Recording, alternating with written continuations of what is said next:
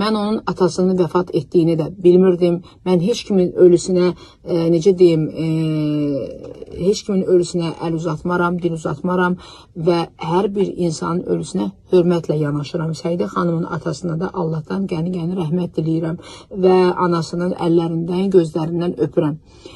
Və düşünürəm ki, o da xanımdır. Necə ki, onun paylaşdığı video mənim ailəmdə, yaxınlarımın yanında belə pis təsir elədi və yəni, yaxşı qarşılanmadı da. Mən düşünürəm ki, bilirsiniz nətər, mənim də dediyim sözlər istər-istəməz Səidə xanımın da yaxınlarının və yaxud ailəsinin yanında necə deyim, xoş təsir etməyibdir. Və bir qadın olaraq mən bunu özümə borc bilirəm və Səidə xanımdan üzrxahlıq etməyi istəyirəm.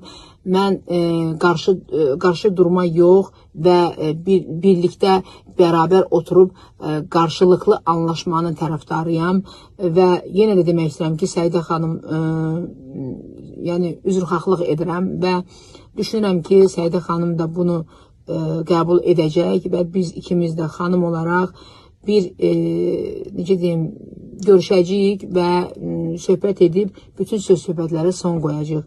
Və istəyirəm ki, bizim aramızda qarşılıqlı bir mehribanlıq körpüsü yaransın, bu söz-söhbətlərə son qoyaq. Və yenə də buradan Səidə xanımı öpürəm və bağrıma basıram və düşünürəm ki, hər şey yaxşı olacaqdır.